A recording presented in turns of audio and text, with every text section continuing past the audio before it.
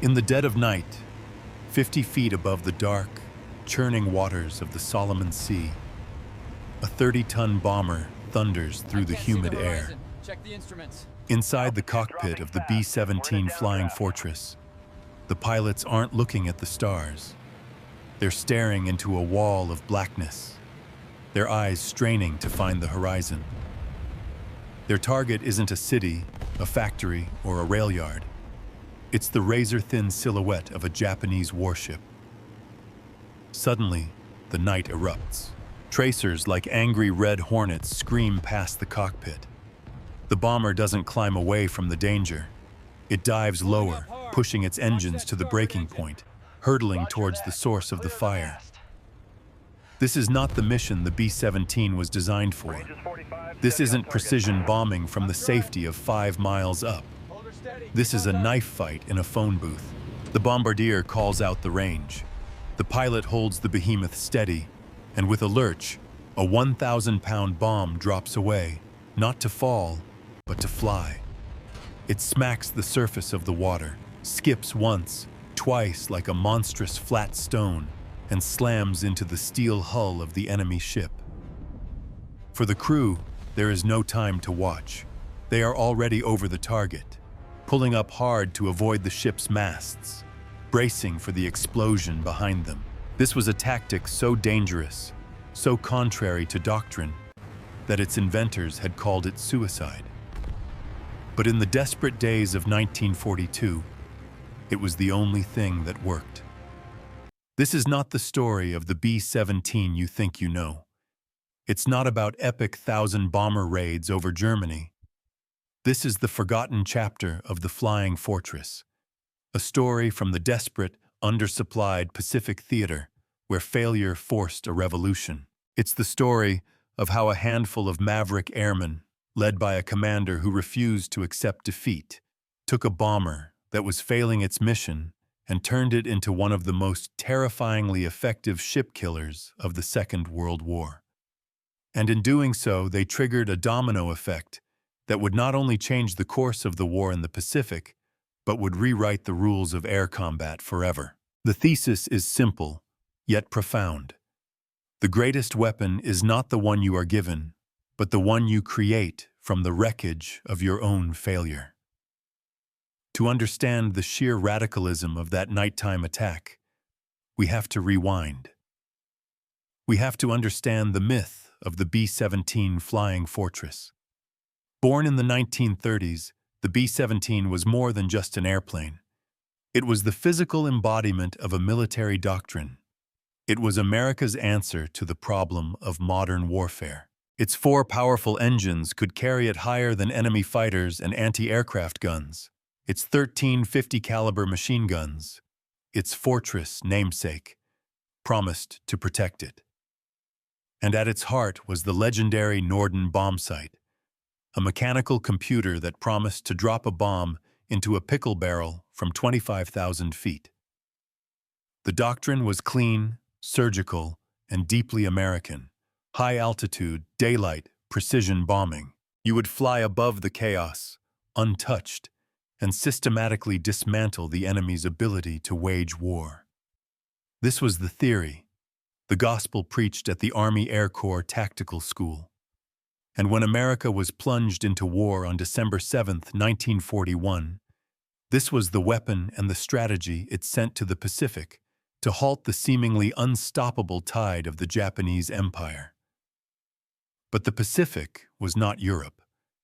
The jungles of New Guinea were not the factory complexes of the Ruhr Valley.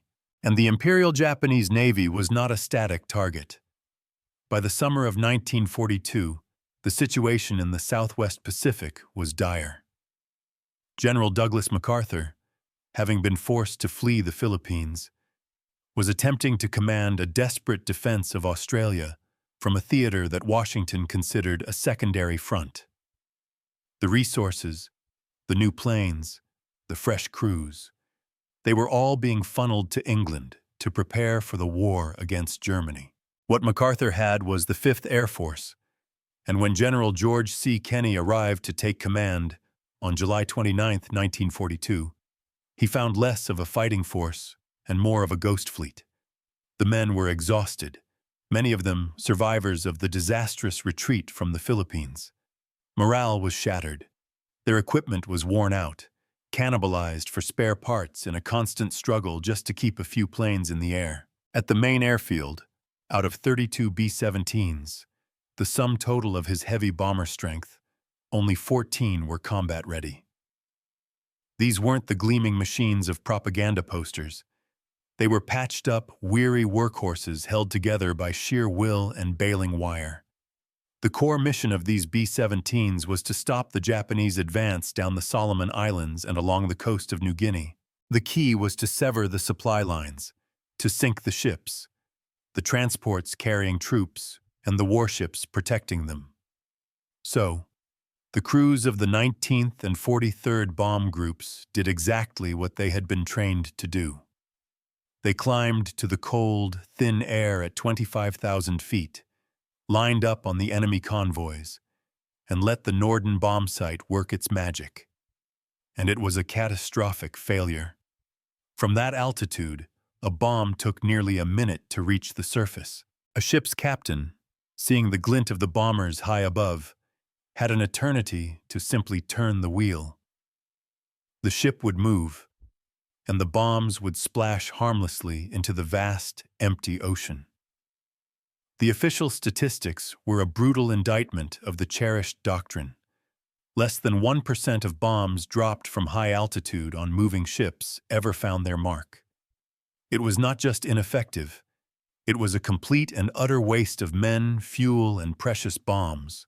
The Japanese convoys, sailing with near impunity, continued to reinforce their garrisons at places like Buna and Gona, tightening their grip on New Guinea and threatening Australia itself.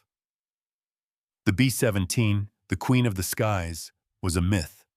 In the Pacific, the fortress was proving to be a failure. For General Kenny, a pragmatic and aggressive commander, this was unacceptable. He knew that if he continued to fight by the book, he would lose. The book was wrong. Doctrine had failed them. If his men were to survive, and if Australia was to be saved, he needed to throw the book away and write a new one. The problem wasn't the plane's toughness or its range. The problem was how they were using it. The solution, he wagered, wasn't to fly higher, but to fly terrifyingly, suicidally low. The turning point didn't come from a top-down order from Washington. It came from a series of desperate conversations on the dusty airfields of Australia and New Guinea. General Kenny, a man who believed in leading from the front, saw the futility in his crew's tired eyes and the empty columns in their after-action reports. He knew something had to change, and he knew it had to be radical. He found a kindred spirit in one of his aides, a driven and innovative officer named Major William Bill Ben. Ben was a thinker, an engineer at heart, who shared his boss's frustration. Together, they began to dissect the problem. If a ship could dodge a bomb falling for 60 seconds, how do you reduce that time? The answer was as simple as it was terrifying. You don't drop the bomb from above, you throw it from the side. The idea was called skip bombing. It was a concept the British had experimented with early in the war, a technique modeled on a child skipping a flat stone across a pond. The theory was to fly at an extremely low altitude, just 50 to 100 feet off the water, and release the bomb at high speed, several hundred yards from the target. The bomb, carrying immense forward momentum, wouldn't plunge, but would skip across the surface of the water before slamming into the ship's hull at or below the waterline. With a delayed action fuse, it would then sink and detonate, blowing a hole in the ship like a torpedo. The British, however, had largely abandoned the tactic. They deemed it too dangerous for their large bombers. Flying a multi-engine aircraft that low made it a huge, slow-moving target for every machine gun and anti-aircraft cannon on a ship. A single lucky hit could send the plane cartwheeling into the sea. It was a high-risk, high-reward gamble they weren't willing to take. But George Kenney and Bill Benn didn't have the luxury of choice. They were losing. Their conventional tactics weren't working. Risk was their only remaining currency. Kenney made a decision that would have been unthinkable in any other theater. He pulled Major Benn from his staff duties and gave him a singular, monumental task. Take the 63rd Bomb Squadron of the 43rd Bomb Group and make this suicidal tactic work. And he had to do it using the only long-range plane available, the B-17 Flying Fortress, an aircraft utterly unsuited for the task. This was the inciting incident. The moment one commander, out of sheer desperation, sanctioned heresy. He was ordering his men to fly a high-altitude strategic bomber like it was a low-level torpedo plane. He was betting the lives of his crews on a discarded, discredited theory. Major Benn now had his mission. He had to turn a flying fortress into a skipping stone, and in doing so, he and the men of the 63rd Squadron would become the unwilling architects of a new form of aerial warfare.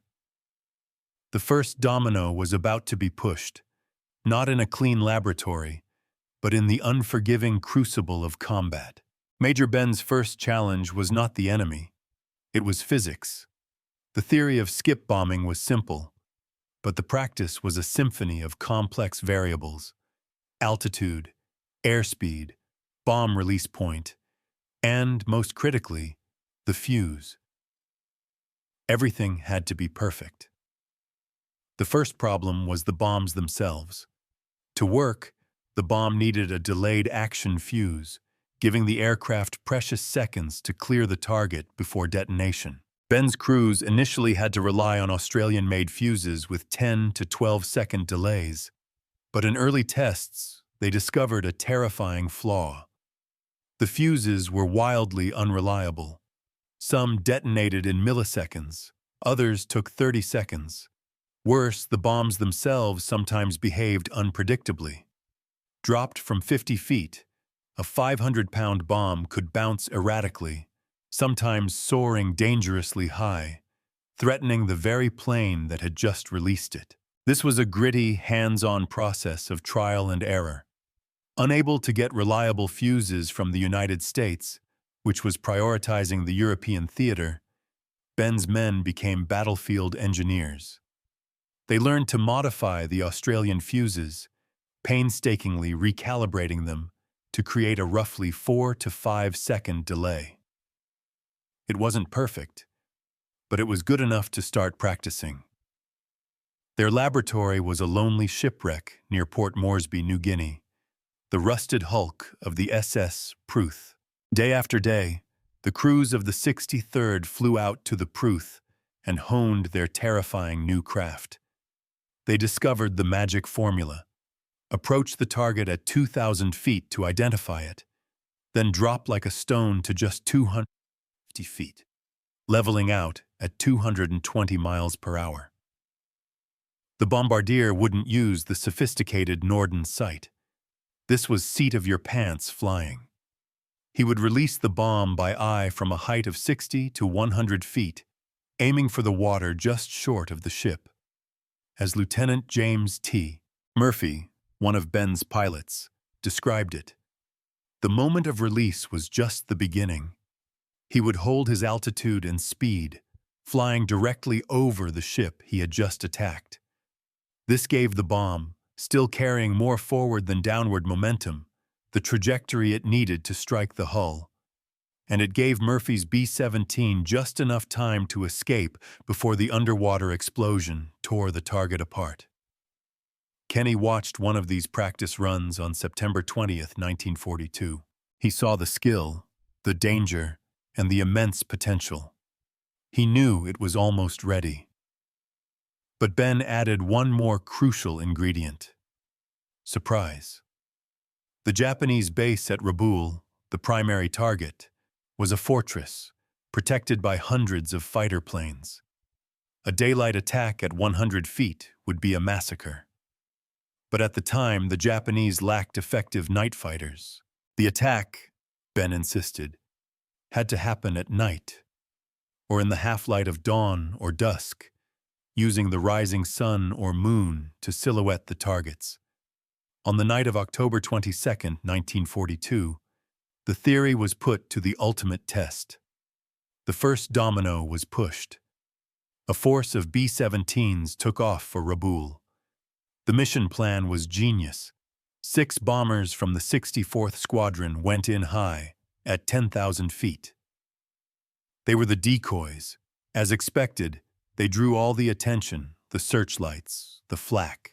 While the sky above was filled with explosions, 6 B-17's from Major Ben's 63rd Squadron slipped in below, skimming the waves. Captain Franklin T. Green was the first. He found a light cruiser and a cargo ship before even reaching the main harbor, and skipped bombs into both. He then roared into Simpson Harbor itself, put 2 more bombs into a massive 15,000-ton transport, and escaped into the darkness. In minutes, other pilots followed suit. Captain Carl Houston left a 10,000-ton ship burning fiercely. Captain Ken McCullough put 2 bombs into the side of a warship. In the space of just a few minutes, a handful of bombers had sunk or crippled at least 5 Japanese ships. The raid was a staggering, unbelievable success. The men called it a jackpot night. General MacArthur awarded Major Ben the Distinguished Service Cross. The autopsy was complete. The twist was that the B-17's greatest weakness, its identity as a high-altitude bomber, had been hiding its greatest strength. By breaking every rule, they had found the key to victory. This success was the first domino. Its fall immediately triggered the next. The tactic was proven, and now it was refined. Throughout late 1942, the 63rd Squadron became nocturnal predators. On November 12th, they hit Tonalei Harbor. Lieutenant Murphy, flying his B-17 named Pluto, skipped bombs into a 10,000-ton transport, watching it break in 2. The next night, they went back. Murphy's plane was rocked by an anti-aircraft shell that knocked out his No. 4 engine and tore a 2-foot hole in the nose of the aircraft. But the B-17 lived up to its name. Despite the hurricane of cold air blasting through the cockpit, Murphy held it together, dropped his remaining bombs on another ship, and nursed the crippled bomber back home. The Flying Fortress might have been the wrong tool for the job, but it was an incredibly tough one. This led to the fall of the third domino, evolution. As effective as the tactic was, Kenny and Ben knew the B-17 was not the ideal platform. It was too slow, and its lack of forward-firing guns meant the crew had to endure enemy fire on their attack run without being able to shoot back. The solution came in the form of the B-25 Mitchell medium bomber and a maverick colonel named Paul "Pappy" Gunn. Gunn, a legendary field modification genius, took the light, fast B-25 and turned it into a monster. He crammed its nose and fuselage with up to 10 forward-firing, 50-caliber machine guns, creating a strafer that could suppress enemy anti-aircraft gunners with a devastating wall of lead as it made its bombing run. The final, decisive domino fell in March 1943 during the Battle of the Bismarck Sea. The Japanese sent a massive convoy of 8 destroyers and 8 transports to reinforce their army in New Guinea. It was a must-win battle for both sides. The Allies threw everything they had at it. On March 2nd, the veteran B-17s of the 43rd Bomb Group went in low, with Lieutenant Murphy and others sinking transports with classic skip bombing runs. But the next day, the revolution was televised. A wave of Pappy Gunn's new B-25 strafers came in at wave-top height. It was a horrifying spectacle for the Japanese. The B-25s roared in, their 10 machine guns blazing, sweeping the decks of the ships clear of gunners. Then, unopposed, They delivered their skip bombs with deadly precision. The result was an annihilation. All 8 transports and 4 of the escorting destroyers were sunk. Nearly 3,000 Japanese troops were lost. The Allies lost a handful of aircraft. The Battle of the Bismarck Sea was the culmination of everything that began with Major Ben and the SS Pruth. It was the ultimate proof of concept. The ripple effect was now a tidal wave. The desperate innovation born from failure had evolved into a ruthlessly efficient, war-winning doctrine.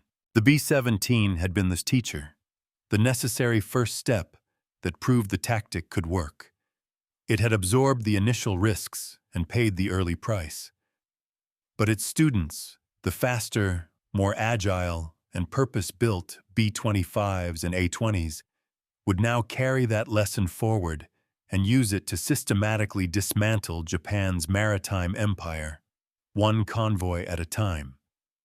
After the triumph of the Bismarck Sea, the role of the B-17 flying fortress in the Pacific began to wane. Its job was done. The new, purpose-built ship killers, the B-25s and A-20s, took over the dangerous, low-level work they were now perfectly designed for. For long-range bombing, the B-17 was gradually replaced by the newer, larger B-24 Liberator, which had a greater range more suited to the vast distances of the Pacific. By the end of 1943, the B-17 was almost entirely gone from the theater.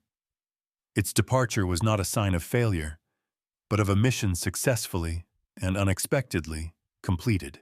The B-17's Pacific story is the forgotten legacy of a legendary aircraft, a chapter completely overshadowed by its iconic role over Europe. In the skies over Germany, it fulfilled the doctrine it was built for. But in the Pacific, it achieved greatness only by defying that doctrine. It proved that the spirit of the men flying the machine was more important than the specifications on the design sheet. The legacy of that innovation is immense. The low-level attack tactics pioneered by the 5th Air Force became a cornerstone of Allied air power in the Pacific. This relentless assault on shipping had a strategic impact that cannot be overstated. It strangled the Japanese war machine. Island garrisons were left to starve, cut off from supplies and reinforcements. Factories in the home islands were starved of raw materials. The crippling of Japan's merchant marine, as much as any great naval battle, ensured its ultimate defeat. And at the heart of that story is a human tragedy. Major William Ben, the quiet, determined officer who took a suicidal idea and forged it into a weapon, would not live to see the end of the war he helped to win. On January 18, 1943, just a few months after his greatest triumph, he disappeared during a reconnaissance mission in a B-25. He and his crew were never found. He remains a testament to the quiet, often anonymous, heroes whose ingenuity changes the course of history. The ultimate lesson of the B-17 in the Pacific is a timeless and universal one. It's a lesson about the nature of innovation itself. True breakthroughs rarely emerge from a clean, top-down strategic plan. They are often born from the messy, chaotic collision of desperation and necessity. They are forced into existence by people on the front lines, people who are facing failure and refuse to accept it, people who are given the wrong tools and decide to use them in a new, revolutionary way. The story of skip bombing is a powerful reminder that history is not just a sequence of great battles and famous generals. It's a story of adaptation, of challenging the accepted wisdom, and of finding victory in the most unlikely of places. It proves that the most powerful weapon in any conflict is not made of steel or aluminum, but of human ingenuity in the face of impossible odds. This story of desperate innovation is a powerful reminder that history is often written not by the best tool, but by the most creative use of the tool you have. What other examples of wartime innovation do you know? Where a weapon was used for a purpose its designers never intended. Share your thoughts in the comments below. We read every one, and if you enjoy stories that challenge the official narrative of history, be sure to hit the like button and subscribe for more deep dives into the forgotten chapters of the past. Thank you for watching.